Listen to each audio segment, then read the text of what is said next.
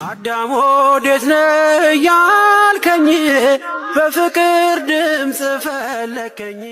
በእናታችሁ ምርቃት በጣም ነው የምወደው እና የሚያዩት ህልም ደግሞ ልጅ የሞተችው ልጃቸውና የሞቱት ልጆቻቸው እየመጡ ቤት ውስጥ ነጭ በነጭ ለብሰው ቁጭ ብለው ምግብ ሲበሉ የሞቱት ልጆቻቸው ምግብ ይበላሉ።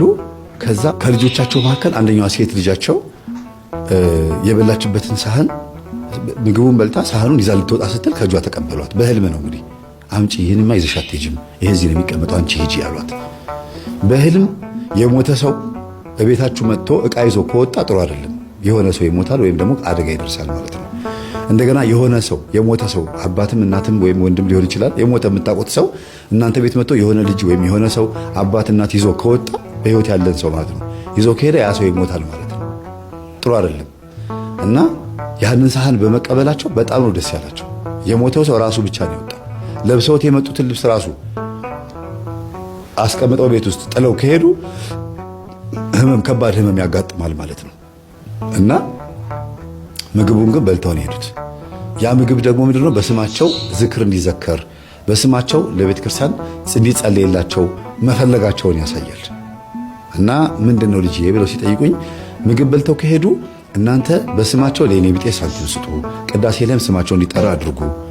ይሄ ነው በሞቱት ልጆች ሰምቻለሁ ስታስተምር አቡነ እስትንፋሰ ክርስቶስ ምናምን ስትል ሰምቻለሁ።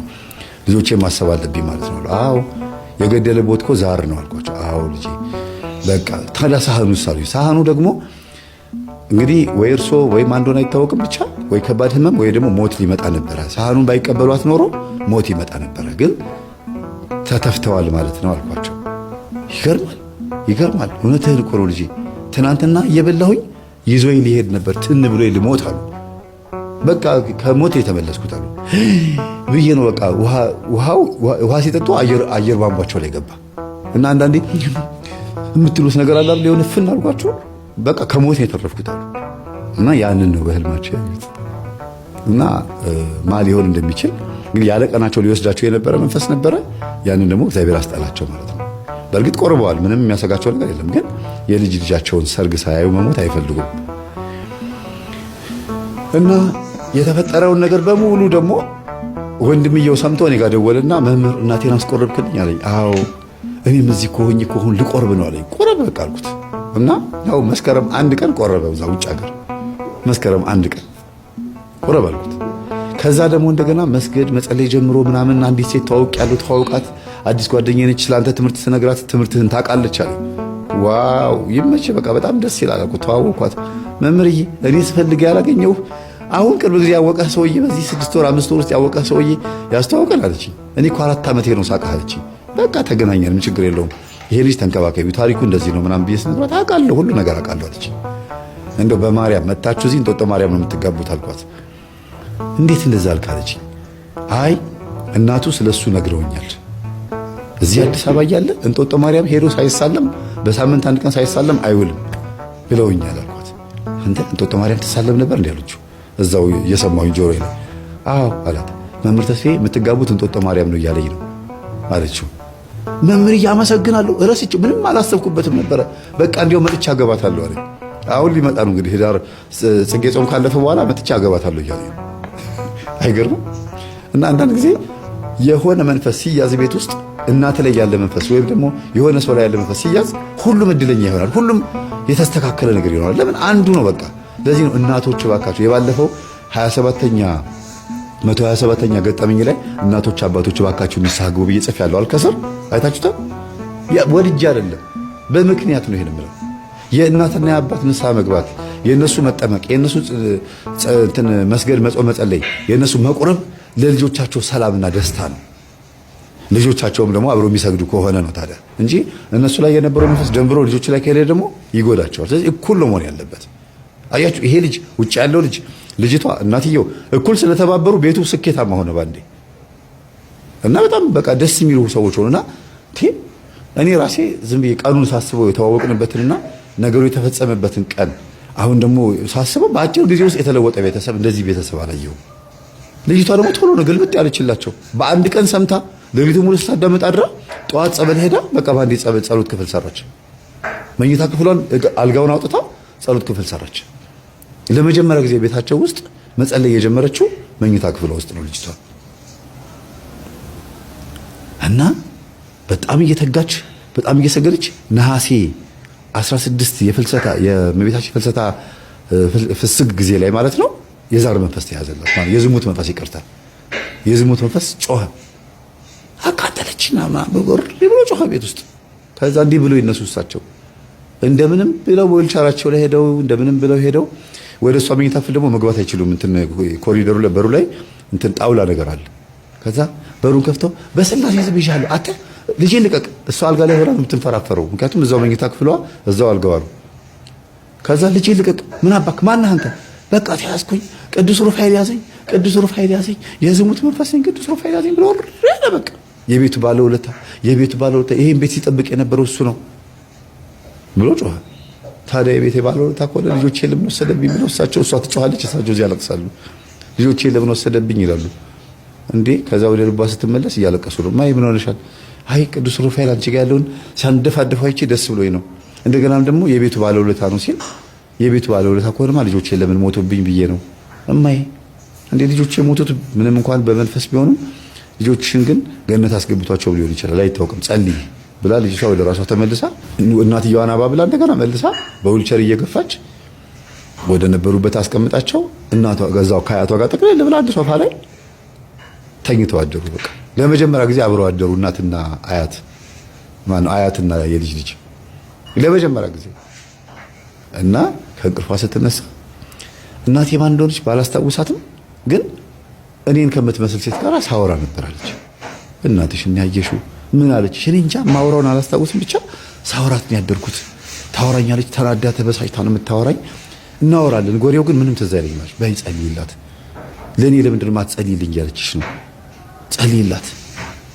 ንስሐ አባት እያላቸው ሌላ ካህን ጋር ሄደው አሊያም ገዳም ሄደው የወደቁበትን ኃጢአት ከንስሐ አባት ደብቀው ንስሐ ይገባሉ። እንዲህ አይነት ንስሐ ራስን ማታለልና እግዚአብሔር ያወቀውን ውድቀታችንን ሰው ለሆነው ለካህኑ መናገር መፍራት የራስን ክብር ከመሻት የሚመጣ ነው። እንዲህ አይነት ንስሐ እውነተኛ ንስሐ ሳይሆን ውድቀትንና የራስን ክብር መሸፈኛ ነው። ምክንያቱም ከሚያከብረው ነገር ግን ከማያው ካህን ቢሸሽም ከሚያው እግዚአብሔር መሸሽ ስለማይችል ይሄ ሁሉ ኪንን አዎ ምን በፌስታል አድርግና እንዲያሳያቸው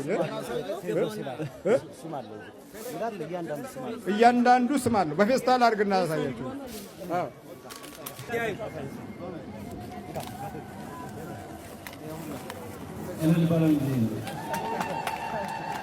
መድኃኒት እኔን ምስል በስንት ዓመት የቀመሰው እንዲህ ሲፈወስ እልል በሉ። መድኃኒት በጎተራ ማለት እኮ አሁን ቴዎድሮስ መድኃኒት ወሰደ አይደለም የሚባለው፣ መድኃኒት ፋብሪካ ሆነ ነው የሚባለው። ይሄ ሁሉ ስታየው መድኃኒት ፋብሪካ ሆንክ ነው የምትባለው። አዎ ያው በእግዚአብሔር ቸርነት ግን ሁሉም ለእግዚአብሔር ይቻለዋል። እኛ እንደምናስበው አይደለም። እግዚአብሔር የራሱ የምህረት ቀን አለውና ቀኑን ደረሰ። ያው ተፈወስኩኝ፣ እግዚአብሔር ይመስገን።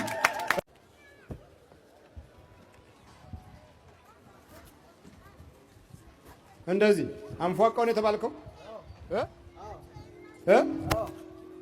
አንፏቀው እንዴት ነው ማንፏቀቅ ማለት?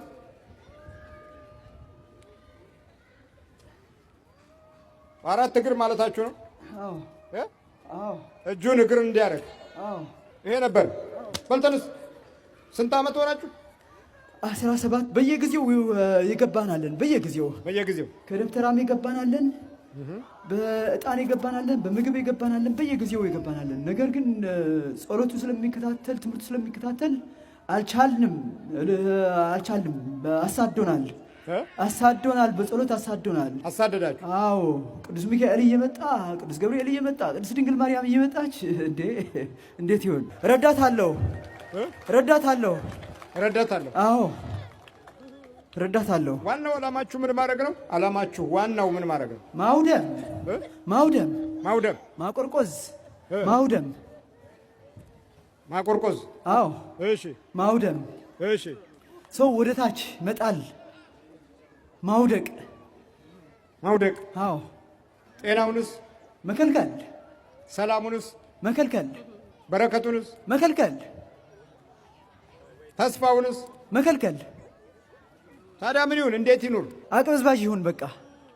ማለት ተቅበዝባዥ ማለታችሁ ነው? አዎ። እሺ በቃ ዓላማው መቅበዝበዝ። አዎ ዓላማችን ይሄ ነበር፣ ግን አልተቻለም። ረድኤት ከሰማይ እየመጣ አልተቻለም እና እንደዚህ ማሰቃየት ነው። አዎ። ምን ጥቅም ታገኛላችሁ? እኛማ ደስታችን ነዋ። ደስታችሁ ነው? አዎ። እሺ ሰው በመጎሳቆል ደስ ይላችኋል? አዎ። ህዝቡን እንዴት ነው የገመታችሁት? ሰውማ ምን በእኛ እንደ ሳር ነው። እንደ ሳር። እንዴት ሳር? በቃ ተንኮል ካለ፣ ምንቀኝነት ካለ፣ ክፈት ካለ ታዲያ ምን ሰው የሚያሰኘው እኮ ባህሪው ተቀይረዋል ማለት ነው። ያለ ምግባር ያልፋል ማለት ነው። ይሄ ታዲያ ደስ ይላችኋል? አዎ። አዎ። ለምን ሰው ሲያድግ አትወዱ? አይ እግዚአብሔር ከታወቀ ያው ፍርድ አለ እኮ፣ ሲኦልና ገነት አሉ። ስለዚህ እግዚአብሔር ካወቁ ወደ እግዚአብሔር አባታቸው ይሄዳሉ። አምላካቸው ካላወቁ ደግሞ ያው ወደ ሲኦል ይገባሉ ማለት ነው። ሲኦል ምን አለ? ማናየው ሲኦል? ኧረ የኛ ስጦታ ነዋ። እግዚአብሔር ያዘጋጀልን፣ ስንከፋ ያተዘጋጀልን። እና ታዲያ እናንተ ጋር ነው እንደሚገቡት? እንዴ ክፋት ካለማ ወደኛ እኩል ይሆናሉ። እኩል ይሆናሉ፣ በስራ በምግባር እኩል ይሆናሉ። በሰውነትስ? እግዚአብሔር ከሰማይ ወርዶ ከቅድስት ድንግል ማርያም ተወልዶ ከክፋት እንድትርቁ ብሎ አስተምሮ ተመልሶ ቦታውን ይዘዋል። ስለዚህ አምላክን ያልተከተለ ወደኛ እንዲሆን ነዋ ትግሉ። አዎ። እናንተ በቁጥጥር ስር ውሏል። ይሄን ሰፊ እድል አላገኘም። ዛሬ ሁሉም ተጋለጠ። በቃ እኮ መንፈሳዊው ዓለማዊውም እኩል ሰይጣን ያሳብደው ጀመር።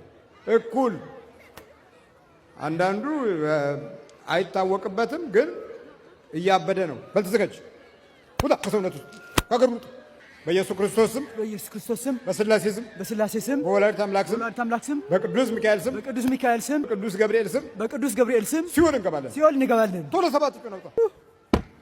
እግዚአብሔር ይገስጽ።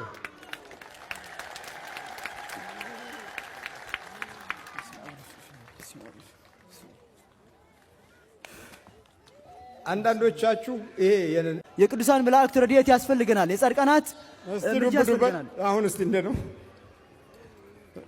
ስገድ እስቲ።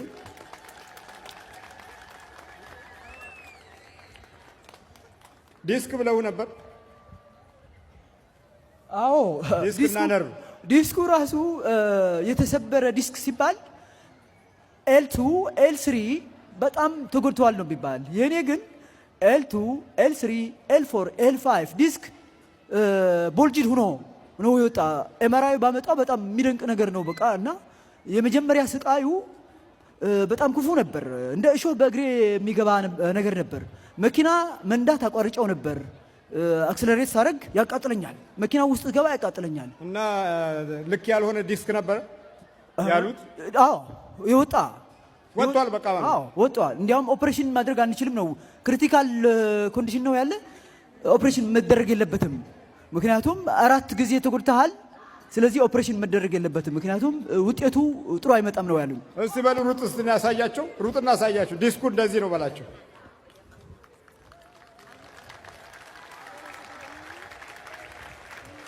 ክሪቲካል ኮንዲሽን የተባለው እንግዲህ ነው። ክሪቲካል ኮንዲሽን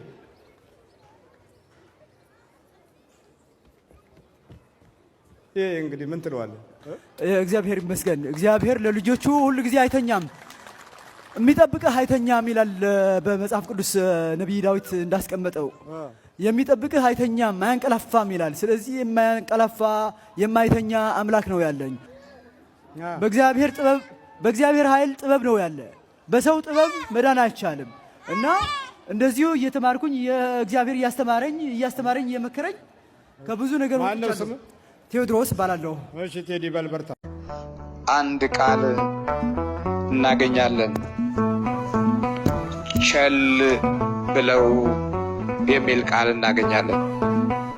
ይህም በማቴዎስ ወንጌል ምዕራፍ 22 ቁጥር 1 ላይ ያለውን የሙሽራና የሰርጉ ጥሪን የተጠሪዎችና የጠሪውን ኃይል የለበሱትንና የሙሽርነት ልብስ የለበሱትንና ያለበሱት መካከል በጥሪው መካከል ደግሞ ለጥሪው ክብር የሰጡና ያልሰጡትን የምንማርበት ክፍል ሲሆን ቃሉም እንዲህ ይነበባል።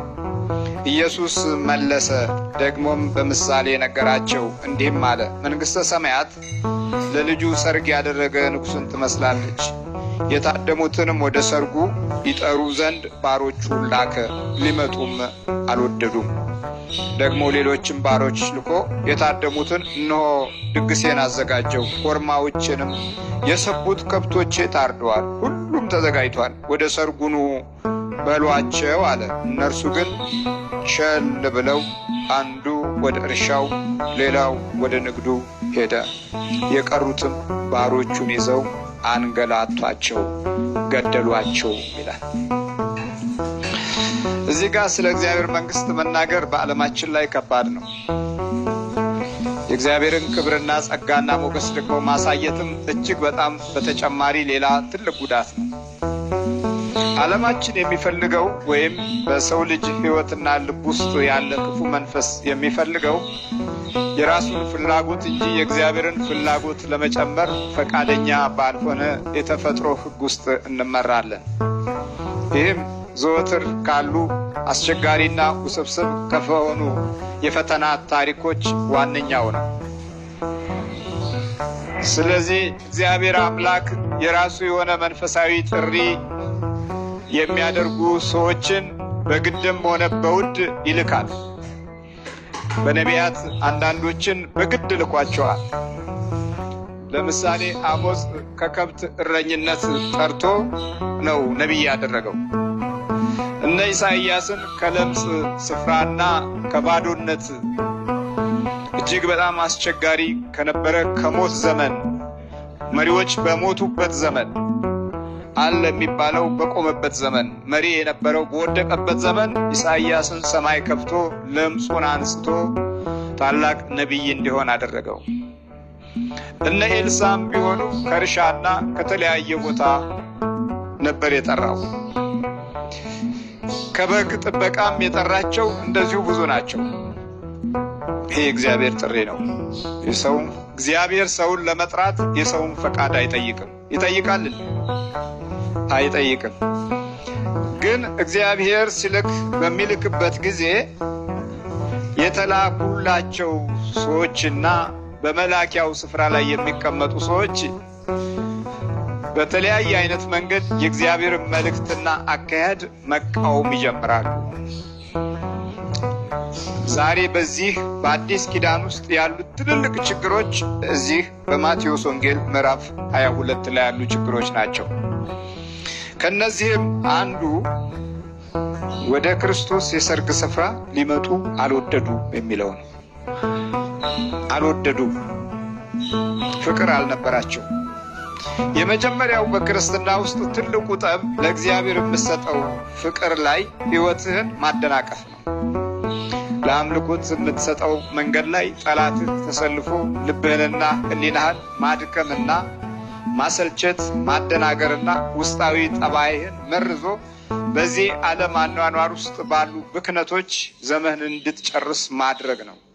ይሄ የመጀመሪያው ጥበቡ ሲሆን፣ ሁለተኛው ጥበቡ ደግሞ ከልብህ የምታፈቅርበትን መንፈሳዊ አምልኮት እንዳይኖርህ ሕሊናህንና ልቦናህን መጫንና ማፍዘዝ ነው። የእግዚአብሔር የሆነው ነገር ላይ መልስ እንዳይኖርህ፣ ፍቅርም እንዳይኖርህ፣ ሰላምም እንዳይኖርህ በማድረግ በኑሮ ዋከባ ውስጥ እግዚአብሔርን እንድትረሳው እና በሰዎች ክፋት እና ተንኮል ውስጥ ያሉትን ክፉ ነገሮች እያሳየ ለሃይማኖት የምትሰጠውን ክብር ማደናቀፍና ማዘናጋት እንዲበዛብህ በማድረግ ዘመንህን ይፈታተናል። ከዚህ የተነሳ የዛሬን ለነገ ሳንጸልይ እናድራለን። የዛሬን ለነገ ለእግዚአብሔር ክብር ሳንሰጥ እንቆያለን። ለዛሬ ለነገ ያበላሸነው የዛሬን ቸልተኝነት የነገውን ጊዜ ደግሞ በመንፈሳዊ ኃይል ላይ ጠላት እንድንሆን ያደርገናል።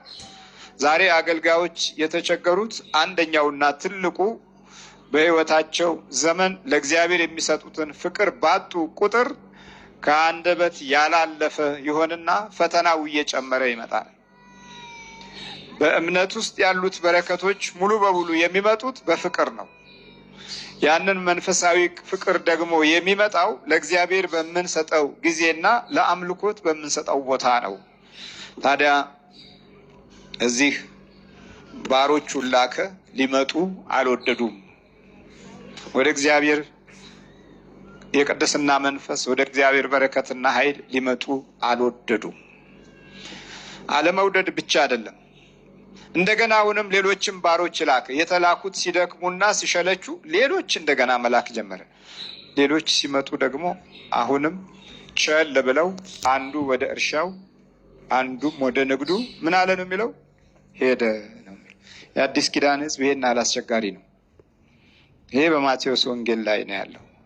የአዲስ ኪዳን ሕዝብ ይሄን ያህል መልስ የሚሰጥ ነው። በሕይወት ውስጥ ካሉት ታላላቅ ቸልታዎች ውስጥ ዋነኛው ክፍል ለእግዚአብሔር የሚሰጠው መልስ ላይ ነው። ቸል ብለው አንዱ ወደ እርሻው አንዱም ወደ ንግዱ ሄደ። በዘመኑ የነበሩት ትልልቅ የሀብት ደረጃዎች ከፍ ብለው የሚታዩ የነበሩት የንግዱና የእርሻው ዓለም ነበረ ጌታ በመጣበት ጊዜ። ስለዚህ ሰዎች ይዋከባሉ። ከዋከባው ክፍል ውስጥ የነጋዴው ክፍል አብዛኛውን ይሸፍናል። ሌላው በግብርና ላይ የተሰማረ ነው። ከወቅትና ከጊዜ ጋር ይሯሯጣል። የእግዚአብሔር የሆነው መንግስት ግን ቸል ብለዋል። መሬቱን የሰጠው ጌታ እና የንግዱን ጤናና መንገድ የከፈተ አምላክ ቸል ብለውታል። ስለዚህ ለነጋዴው ወንበዴ፣ ለባለመሬቱ ደግሞ ድርቅ ይመጣል ማለት ነው። ምክንያቱም የአየር ንብረቱ ባለቤት ማን ነው? እግዚአብሔር። ውሃን በደመና ጭኖ የሚያመጣ አለ ኪራይ አለምንም ክፍያ ለገበሬው ወቅቱንና ሰዓቱን ጠብቆ ለአዝመራው፣ ለመሬቱና ለርስቱ፣ ለሳሩ፣ ለአረንጓዴው ቅጠል በበረከት የሚያለመልም አምላክ በተፈጥሮ ሕጎች ውስጥ ያስቀመጠው የቃል ኪዳን ስርዓት አለ። እነዛ ሰዎችን የሚያከብሩት ሰዎች ለእግዚአብሔር ክብር ሲሰጡ ነው። አለበለዛ ግን በተፈጥሮም ያሉት ሂደቶች ብንበላም ብናገኝም ምቾት የጎደለውና ሰላም የሚያሳጣ ይሆናል እና ቸል ብለው አንዱ ወደ እርሻው አንዱ ወደ ንግዱ ሄደ። ለእግዚአብሔር የሚሰጠው ቸልታ እጅግ በጣም እየጨመረ የመጣበት ዘመን ላይ ደግሞ እንገኛለን። እኛ ቸል የምንላቸው ብዙ ነገሮች አሉ። ጸሎት ቸል ብለናል። በቤታችን የምስጋና ጊዜ የለንም። ማዕዳችን የተመሰገነበት አይደለም። የአባቶቻችንና የእናቶቻችን መንገድ በመንፈሳዊ ቅድስና ስር እንዲቆይ አልፈለጉም። ቸል ብለው አርጅተዋል። ቸል እያሉ ኖረዋል። በጊዜ በክርስቶስ ስጋና ደም የመጣተን መንፈሳዊ ጸጋን አልወደዱም። ቸልታ እሺ፣ እንግዲህ በኗኗራችን ውስጥ ይሄ ሁሉ የተከሰተብን ችግሮች ናቸው። ትምህርት ቤታችን እግዚአብሔርን ቸል ብሏል። የተማርነው የሙያ የስጋ ጥበብ ብቻ ነው። የመንፈሳዊ ስነ ምግባር ገጽታዎች እንዳይገቡ ጥንቃቄ ተደርጓል። በአጠቃላይ የእግዚአብሔር የሆነው ነገር ላይ በዚህ ዘመን ባለ ትውልድ ላይ ፈቃደኛ የሚሆን ነገር የለም። ቸል ተብሎ ተማር፣ አምላክ ተትቶ ተማር። የስነ ምግባር መራሮች በወደቁበት ዘመን ላይ በተካተተ ህይወት አወቅን ተማር። አወቅን ያልነው ነገር ከኛ እየራቀ በአይነ ጥላ እየተደመሰሰ በመናፍስት እየወረሰን ስቃይ ውስጥ ገባን። ታዲያ ያው ቸልታ ያመጣው በትውልድም ደረጃ እንደዚሁ ነገሮችን ለመለየት አቅም የሌለው የመንፈስ ቅዱስ ስጦታ የተቋረጠበት ለእናት አባት የሚሰጠው ክብር የጎደለው በአስተሳሰቡ ደግሞ የወደቀና ናላው የዞረ የት ተነስቶ የት እንደሚጀምር እንኳ የማሰብ አቅም ያጣ ትውልድ ውስጥ ገባን። ለምንድን ነው ይሄ? እግዚአብሔርን ቸል ብለናል። ቸል ሲባል ዘመኑም ደግሞ ቸል ይልሃል። የምትጦረው በጊዜ አትጦርም፣ የምትሸለመውም በጊዜ አትሸለምም፣ የሚያድገውም በጊዜ አያድግም፣ የሚኖረውም በጊዜ አይኖርም። ሁሉም ፈተና የበዛበት ስለሚሆን ቸልታ ያመጣቸው ውጤቶች ዛሬም በዓይኖቻችን የሚከሰቱ እውነታዎች ሆነዋል። ቸል ብሎ አንዱ ወደ እርሻው እሺ ነገሩኛ፣ አንዱም ወደ ንግዱ ሄደ። እሺ ቸል እግዚአብሔርን ቸል ብሎ አንዱም ወደ ትምህርት ቤት፣ አንዱም ወደ አስተማሪነት ሄደ። በቸልታ የተሞሉ መንፈሳዊ አገልጋዮችም አሉ። ቸል ብለው የመንፈስ ጠላትን ረስተው ቸል ብለው የሃይማኖት መንፈሳዊ ተስፋ ላይ ያለውን ውድቀት መገንዘብ ያቃታቸው፣ በቸልታ ሕይወታቸው የተያዘ፣ በሕዝቡ ሕይወት ውስጥ ያለውን ሰቆቃ ማድመጥ የተሳናቸው፣ የሕዝቡን ችግር የማይረዱ፣ ውስጣቸው በፌዝና ባሉባልታ የደነቆረ፣ በተቀመጡበት ወንበር ወይም ባላቸው ስልጣን ሁሉ ለክፋትና ለተንኮል ለግፍ ስራ ራሳቸውን ያመቻቹ፣ የእውነትንና የእግዚአብሔርን ቸርነት የማዳን ጸጋ ቸል ያሉ አሉ እኮ። እንደዚህ ቸል ብለው እግዚአብሔር የሆነው ነገር በቸልታ የተሞላበት ሕሊናና ልብ አለን። ይሄ እንዴት አስቸጋሪ ነው! እሺ ቸልታ አሁንም ቸልታ በአኗኗራችን ውስጥ ቸል ያልነው አምላክ የጀመርነውን ያቀድነውን የፈጸምነውን ነገር እንኳ ለማሰብ በምንችልበት እውነት ውስጥ አንገኝም። ተጨንቀናል። የቱ ጋር ጀምረን የቱ ጋር እንደጨረስነው እንኳ ግራ እንደተጋባን ጊዜና ሰዓቱ ይመሻል። የችለታ ውጤቶች ናቸው። እግዚአብሔር ቸል ስትል የማስተዋል ብርሃንን ከውስጥ ታጠዋለህ። የደከምክበት ዋጋ ላይ ያለህ እና የሕሊና ማረፊያህም ለአንተ የማያሳካና እውነትም በከንቱ ደከምኩ ብለህ የምታዝንበት ያደርገዋል።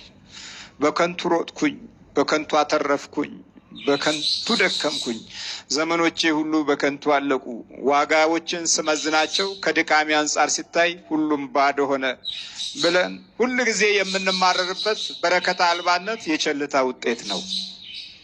እግዚአብሔር የሆነው ነገር ላይ ይቸላል። አመፃችን እየጨመረ መጣ። የክህደት መንፈስ ተጠናወተን። የምቀኞች ኃይል ደግሞ ዙሪያውን ከበቡን። ቸልታ ያመጣው ችግር እግዚአብሔር የሆነው ላይ ቸልታ ያመጣው ችግር ክፋት እንዲጨምር አድርገናል። ሰዎች በስነ ምግባር ስላላደጉ የምቀኝነት ሕይወት አንዱን አንዱ ሲያጠፋው ደስታ ይሰማዋል። አንዱን አንዱ ሲበላው ደስታ ይሰማዋል።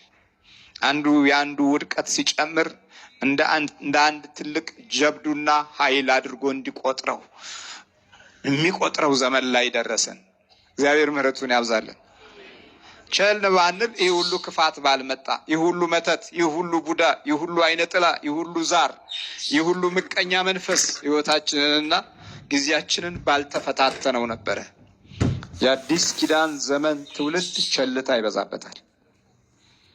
እየሰማችሁ ነው? አዎ። ትልቅ ትኩረት የምንሰጠውን መንፈሳዊ ኃይል ቦታ እንዳይኖረው የሚያደርጉ ደግሞ ትምህርት ቤቶችም አሉን፣ እውቀቶችም አሉን፣ ሙያዎችም አሉን። በእያንዳንዷ ሰዓት ለሃይማኖት የምንሰጠው መንፈሳዊ ፍቅር እንዲጎድልና እንዲጠፋ ኑሯችን ራሱ ይፋለማል፣ ጓደኞቻችን ይፋለማሉ። መንፈሳዊው በራሱ እንኳ ሌላው ቀርቶ በመንፈሳዊ ስፍራ ያለው ፍልሚያ በውጭ ዓለም ካለው ከፍልስፍናው ፍልሚያ የበለጠ ደባ አለው። የበለጠ ነው የሚያደባው። ለአንተ ሕይወት መቆርቆዝ ምክንያት የሚሆኑ ነገሮች ከፊት ታገኛለህ። ወደኋላ መለስ ስትልም እንደዚሁ ወደ ግራና ወደ ቀኝም ስትዞር መስቀለኛ ነው የምትከበበው። የዲያብሎስ አሰራር ዙሪያውን ከዚህ በኋላ ነው እንግዲህ ሰይጣን እንደ ልብ የሚቀናው። ከዚህ በኋላ ቸል ባልክበት መንገድ ውስጥ መገሰጽ አትችልም። መንፈሱን ማጥቃት አትችልም። ማዳከም አትችልም። መንፈሳዊ ሞራልህ የደከመ ነው። በትንሽ ጠላትህ ለዘላለም ትሰቃያለህ። በስመ አብ ወልድ መንፈስ ቅዱስ ብለህ በመቁጠሪያ ገርፈህ የምታባረረው ሰይጣን አንተ ጋር ገዢ ሆኖ ዛር ይሆናል። አሁን እስከ ብዙ ዘመናት ድረስ እና ዳልሞቲ እነ ሰንጋላ እንዴ ምንድነው እሱ እነ ጠቋር አባቡሌ እነዚህ ስሞች ከየት መጡ? እነ ጨንገር እነ ሙጫ ዘሪጋ ከየት መጡ? እነዚህ ስሞች ሲወጡ እኮ አባቶች አሉ፣ እናቶችም አሉ። እነ ሀጎስ የሚባል ዛር አስብ እስቲ። ወደ ሰሜን ስትሄድ ጨንገር፣ ሙጫ ዘሪጋ፣ ሀጎስ፣ አዳኝ ወርቁ እነዚህ ሁሉ ስም ሲወጡ የት ነው ያለነው? የት ነው ያለነው? ቸል ብለው አንዱ ወደ እርሻው አንዱ ወደ ንግዱ ሄደ። ስለዚህ በቸልታ ምክንያት ያዳበርናቸው የክፉ መንፈስ ውጊያዎች ዛሬ በእያንዳንዱ የሰው ልብ ውስጥ ስር ሰደው ተቀምጠዋል። አንዳንዶቹም ፍጹም ማንነታቸው በማይገለጥ መልኩ የክርስቲያኑን ሕይወት እያጨላለሙ ከመግዛታቸውም በላይ ከቀጣዩ ትውልድ ጋር አብሮ እየተወለደ ይሄው ፈተናችን የማይቆም እና ማብቂያ የሌለው የውጊያ እና የክፉ የጠላት ኃይል ወረራ ላይ እንገኛለን። ሰው ከልቡና ከህሊናው ጋር ከተጣላ የማስተዋያው ዋናው ቁልፍ የጠፋው መሆኑን እንገነዘባለን። ዛሬ አብዛኛው ዓለምን በጠብ እንጀራ ህይወትና ኑሮ እየመራው ነው ያለው። የቸልታ ጉዳይ ያስከተለው ሁለንተናዊ ውድቀት ነው።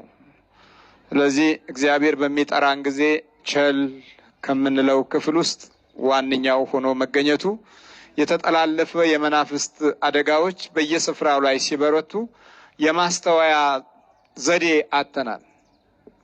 ዛሬ የጠንቋውና የቃልቻው የመተተኛውና የአስማተኛው ህይወት እንደተባረከ የተቆጠረበት ጊዜ ላይ ነው ያደረስነው።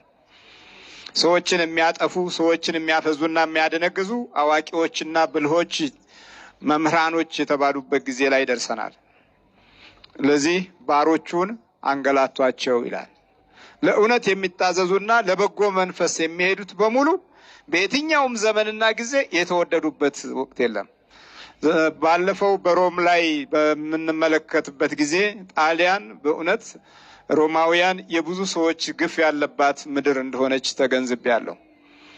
በአንጻራዊ ገጽታው ዛሬ ቤተ መቅደሶቻቸው ቢቆሙም ለነ ቅዱስ ጳውሎስና ለነ ቅዱስ ጴጥሮስ ያን ጊዜ የሰየፉባቸውን ሰይፍና እንዲሁም ጴጥሮስን አንገቱን ቁልቁል ዘቅዝቀው አንገቱን የቆረጡበት ጴጥሮስንም አንገቱን የቆረጡበትን ድንጋይ ሳይ የብዙ ቅዱሳን ደም ያለባት ሀገር ብዬ በከፊል ተገንዝቤያለሁ።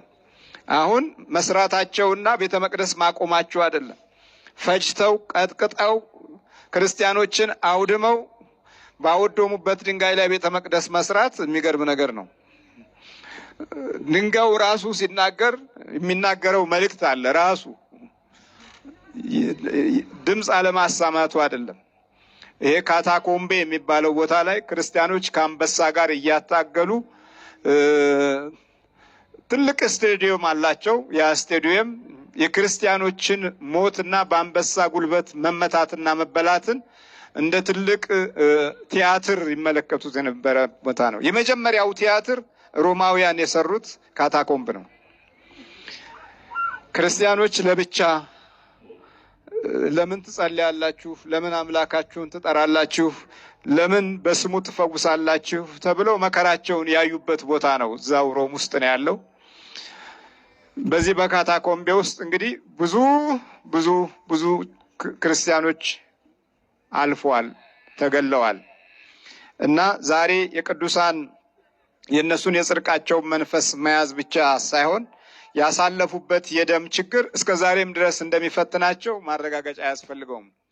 ሌላው ደግሞ በዚሁ በሮም የሰዶማውያን ነጻነት እጅግ በጣም የተፈቀደ መሆኑ ነው። ጌይ ቪሌጅ የሚል በየቤተ መንግስቱና በየትልልቁ መሄጃ መንገድ ላይ ሁሉ ተለጥፎ እናያለን። እንግዲህ በፊትም አዳም ወዴት ነህ ያልከኝ በፍቅር ድምፅ ፈለከኝ፣ አልብሰኝ ነጩን ልብስ እወድሃለሁ ኢየሱስ፣ አከብረሃለሁ ክርስቶስ።